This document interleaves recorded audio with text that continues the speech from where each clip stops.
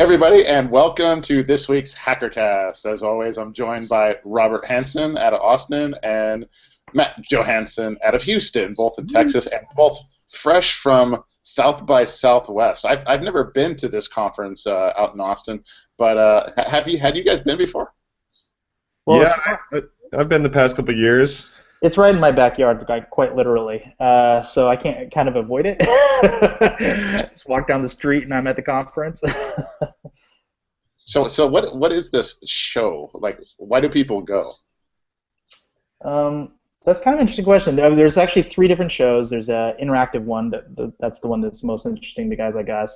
There's a music one, and then there's a movie one. So the movie one's kind of like the Cannes Film Festival or something. Music one is just, I don't know, it's hard to explain, but it's little venues everywhere. But the interactive one is the one that's related to technology, and it's basically pretty much anything that's next generation technology in really whatever field. So some of it's like robotics, some of it is like music, some of it is like CMSs or analytics or whatever. It's sort of like not exactly in our world, but it's like everything that they're doing is directly related to something that we're going to have to worry about in a couple of years. So it's pretty neat. It was really trippy for me to like walk through the booth floor, and it's very RSA-like with the giant things and whatever, right?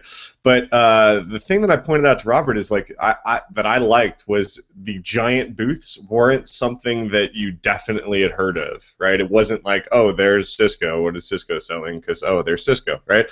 It was like some giant booth about some company called Try Sweden, and then there was some giant booth that was like any startup from South Africa. It was just really just trippy. And then like you're walking through and you have to figure out within a few seconds, because you don't want to make eye contact with the salespeople, you get like roped in. So you're like kind of just blowing by and like, okay, within a few seconds I have to figure out what industry this booth is even representing, right? Is it a robot? Is it a phone app? Is it a some data platform? And that was something Robert and I were talking about. We saw a lot of ways to digest data being represented, but not a lot of things that were creating cool data that's new, right? It was like, hey, everyone's got big piles of data, whether it's like customer or sales or whatever the heck the data is. There's all these new like platforms to make it pretty and digestible, like tons of them. Mm-hmm. Yeah, I mean, I would say over half the sort of tech booths that were related to anything web app related were about consumption of data. So you already have data, let's process it. Yeah, that was the one observation that we noticed. Mm-hmm. And anytime we process data, we know that's where the hackers are. That's where the hackers are. Yep. All right, so let's jump into HackerKast. Let's talk some AppSec stories here. So the first one on our list was copy-paste magic, and Robert found this one here. I thought that was kind of cool, but I was trying to figure out the security relation to it, so Robert had to explain it very slowly to me. Well, so basically, a bunch of sort of SEO types have figured out that if you highlight a particular part of a page, if you highlight more than maybe like a couple of words, there's a good chance that you're going to end up doing a copy-paste event. And so what they can do is actually change the underlying text to be something that maybe you didn't intend. And so they embed links so that if you ever copy and paste that text and put it somewhere else, it'll include a link back to them and they'll get some SEO value. But it occurred to me, this isn't really related to just a couple of HTML tags, or like a simple like image tag or something. You could actually include full-blown JavaScript in this and include malware. Or cross-site request forgery, or whatever, just whatever you can do with cross-site scripting. So that actually could be a very interesting, cool attack. It's very hard to figure out how it got there, because it kind of came through another site in a very particular weird way. So kind of neat. So that's kind of cool. So so this started off as people stealing content and not providing a link back, and now you get all my content that I want you to have and a link to my malware. Sharing is caring, right? So let's jump to a different news story. Something about, this actually goes back to South by Southwest and Tinder and AI. So I think, Matt, you were looking at this one, right? Yeah, this was kind of just a fun story we wanted to touch on, but it was also because one of the only talks that Robert and I got to have some time to go to was actually AI related, and it was super, super fascinating as a talk from like a let's think about something we don't always think about type way, but it was also super terrifying because everyone talking about it had rose-colored glasses on, like, oh, there are no bad people in the world that would possibly do something awful with this. Like us. But yeah, apparently there was some, and they brought this up in the talk. There was some movie at the film festival that was AI related, and it had ties to like Her, that movie with Joaquin Phoenix, where he falls in love with his operating system or something. Apparently it was something like that, and so I guess this was like some funky way to promote this movie at the film festival. Was they created an AI bot and put it on Tinder, and then like had it talking to people that they were matched with, due to location or whatever, however Tinder works, right? And so, apparently Tinder has lots of bots, and they're pretty easy to recognize because it's the same kind of like, hey, hot singles in your area bots that we've been dealing with forever. So this one was a little bit better than that, and people were actually falling for it, and so it kind of got a lot of news. And so at the end of like this little conversation that the AI has with someone, it just says, oh, hey, and check me out on Instagram if you like this whole conversation. And the Instagram was like her, but she's the robot character from that movie. So kind of cool, kind of like weird, just philosophical questions about AI floating around South by. There was actually a protest group outside the conference one day protesting artificial intelligence too. So I think it's a topic we're going to see more of coming up here. I know Robert always has a lot to say about AI in general. He's one of those guys that's very leery of it. Well, I know that there's a lot of unintended consequences, and I know there's a lot of bad guys in the world. And every time I hear people talk about AI, they just sort of never mention that, and so that gives me really a bad headache every time I think about it. I mean, it'd be one thing if they talked about it and they're like, oh yeah, okay, so here's a problem, we've addressed it in XYZ ways, or here's how we intend to address it. But they never talk about that. They always say, well, we'll train it good. Okay, well, how are you going to train it good? It's like, how do you stop other bad input from getting into it? It's just a little terrifying. I wish someone would spend more time talking about what they're actually going to do to solve these problems. At the end of the day, it is, AI, it'll just be math and software, and we know we can screw around with those things. Yes. We're good at that, actually. All right, let's jump to a different story, and this one also, Matt, a logic flaw in Grand Theft Auto. These logic flaws are near and dear to my heart, but Matt, so how does this one work in game? Yeah, I also love logic flaws, right? So this is like hacking without hacking, right? So this logic flaw is logically capitalism. Just is capitalism. So the gist of this flaw is that you can go in, you can buy some truck in GTA, you can drive it to their little like custom body shop, you can purchase a set of rims for like $4,000 in game, and then you can add it to this $3,000 truck and then sell the truck for like $40,000, so it's a $32,000 profit in game money, right? But this whole article is saying how Rockstar sells gift cards for in-game money for real money. So the conversion, let me make sure I get the conversion right. So they offer cash cards, $100 US for 8 million in-game dollars. So it's a $1 to $80,000 ratio, right? So if you spend 20 minutes using this glitch, you can make up to $400,000, an equivalent of $5 US in 20 minutes. So apparently, the person who did this has so far made about $500 real U.S. dollars that they would have given to Rockstar. I don't think there's a way to actually convert this back to real money, but it's just money that Rockstar would have gotten from them. No, actually, I think there is. I mean, if players in game can actually transfer, GTA dollars between themselves, it would be a secondary market. I've not researched it, but there's got to be a secondary market for in-game. There absolutely is, yeah. In fact, I used to work with a company that did that secondary market stuff, and There's some. I mean, you can just do direct dollar to money conversion because it's easier to buy, $500 million from in-game money for a couple bucks or whatever outside of it than have to go mine it yourself or whatever. So of course, the way the hacker mine, I'm reading this going like, okay, $5 per 20 minutes. That's just not a lot of money. So can you automate this? So now all of a sudden, like, automation of Grand Theft Auto. I mean, you can have a programmable keyboard, absolutely. I mean, even without any like sophisticated software stuff, if you know the exact route and the exact buttons you have to push or whatever, you just have to have somebody sort of monitoring it, making sure the car doesn't crash or whatever. You know? I was going to say, some old lady just gets in the way of some automatic car. This is like foreshadowing to self-driving cars. And I mean, isn't it though? I mean, to go back to this AI thing, isn't this a really super fucking scary?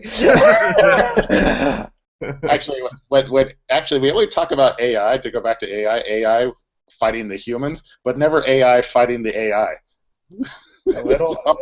It'll happen. I mean, we're sort of almost there with like automated transactions on Wall Street. I mean, these are all bots fighting bots, for a couple points, a couple positions. Like when that fake tweet went out of the Associated Press about a bomb at the White House, and the stock market graph went pew for about 4 seconds. It's like, holy crap! There's definite automation within seconds of that tweet going out. Yep. All right, let's jump to a different news story. Let's see here. This one's great. This one has to do with Yahoo Mail and end-to-end encryption. So Alex Stamos, Yahoo Chief Information Security Officer, you know the guy, right, that likes to spar with the head of the NSA over encryption. So he gets a talk at South by Southwest and says Yahoo has open-sourced a brand new plugin that helps you do end-to-end encryption on Yahoo Mail. So they put it out there as open source to give people a chance to test it out and review the source to make sure there's nothing wrong with it or see how they can improve upon it. But yeah, imagine that, end-to-end encryption available to some 1 billion Yahoo Mail users. If this takes on, this is going to be fascinating. Yeah, it actually will be pretty amazing. I just wonder how easy it is to use. I mean, it always comes. I mean, they could use PGP today, but it's just not easy to use, so they just don't, or GPG or whatever. If they can make it really stupid simple, then I think this actually could have a big impact. So I got to think that's probably why they're doing it this way. Maybe the browser doesn't give them all the features that they need, so they had to do a plugin, or maybe they didn't want to put it in Yahoo Mail core so they can do the user acceptance testing before rolling it into defaults. But Alex is probably going to try to make it default if he has anything to say about it. It's just getting the PGP usability right. Yeah, it's been plaguing everybody since the very beginning. Yeah, and I've talked with some of the EFF guys about similar kinds of issues, and their take is email is not sort of ephemeral like chatting or whatever, so it's a little more dangerous. People lose a document, and it's a big deal compared to them losing a few minutes of text or whatever. So that key retention and sort of if you have such a thing as key recovery, which is a whole other big ball of wax and super scary, that is a science that no one has really done well yet. Have you guys played with Wicker at all, the mobile app? Absolutely. I have. It's pretty cool, actually. Yeah, and so you know how they solved that problem? No. You can't. If you forget your password, you need to make Wicker. But that's okay because it is a chat client, and chat clients are designed to be ephemeral. Like if I know that I just told you these things and that they go away, who cares? I mean, it's not that big a deal. We're using this thing for that purpose. But mail is not really perceived that way by users, and if they lose it, they're just going to go absolutely crazy. I'm not saying that's the solution that could be used elsewhere. I just think that's really interesting that it's like, oh, okay, they chose to make that trade-off of, okay, no, you just have to axe this thing. It's gone. Yeah, they actually run into separate issues too, because the problem with Wicker is, people, if someone has an account and then they blow away their account because they lost the password, let's say, and they can't get it back, they have to keep it around forever because someone kind of re-registering it, if they blow it away, someone can re-register it, and suddenly they have the same name and there's name collisions, and then suddenly you think you're talking to somebody that you're not. So they basically have to have permanent retention of every single user. Which is a big burden on them, actually. Sure. It's going to run into some serious namespace problems eventually. Yep. So maybe Alex and Yahoo team we'll advance the theory a little bit more, and maybe we get some really good, solid, end-to-end encryption here. Finally, I mean, the world could definitely use it. And if Yahoo cracks the usability code, you got to know Google's going to jump all over that one. So we got a whole lot of people using it. Yeah, I would be, it'd be interesting to see if they ever try to do the same thing with instant messaging. I mean, it's nearly the same technology. They already have an instant messaging client. They have a lot of reasons to want to be more more mobile friendly than they are today. It'd be interesting to see if they move down that path at some point. So I guess going further into this is going to be a really interesting week category. So we got a heads up on the Open SSL mailing list that they have a mystery high severity vulnerability that they're going to patch in a couple of days. So I think, Robert, you might know a little bit more. Not much, but yeah, there's some who are speculating that it's kind of like a heartbleed. There's some that it's speculating that it's totally not important, like more like a poodle or something. They're calling it a high severity vulnerability, and it should affect 3 different versions: 1.0.2 or 1.0.2a, 1.01m, 1.0.0r, and 0.9.8zf. So we'll put a link to all that in the post. But I don't think we're really going to know anything until Thursday, so we should have a lot more information then, I think. So yeah, that's going to be, I guess when that lands, it will guess we'll have to scramble to see how bad it is, who has to patch. But I was reading the report. I was looking at it going like, oh yes, it is March, isn't it?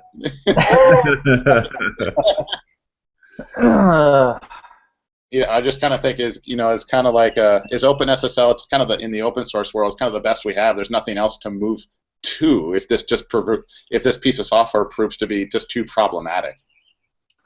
I mean, FreeBSD is working on an alternative, and I think that might prove to be a suitable alternative. But I think you're right. I mean, there are only a handful of libraries that do this, and they're all maintained by just a handful of people. There's not a whole lot of options here. Yeah. All right, last one, and this is for Matt, because it's a presentation that's near and dear to both of our hearts. The top 10 web hacking techniques. I know Matt is agonizing over this one. Yeah, I tried to block my calendar off today and tomorrow, but here I am.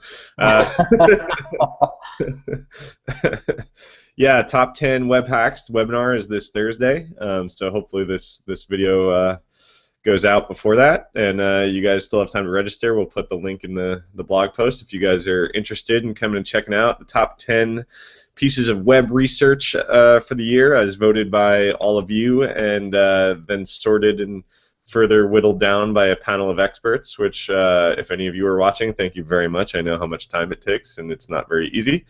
And yeah, so that's it. I'm just making slide content for the rest of the day. So Thursday, I can't wait for this one because I mean, who can spend that much time researching web security to try to figure out what's important and what's not? So this is always a great way to keep up for.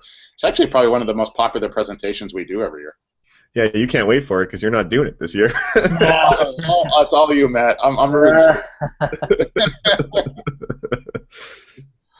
All right, with that, that's HackerKast for this week. If you have news stories you want us to talk about, hit us up, email or put it in the comments, and rate, subscribe. Thank you very much. See ya.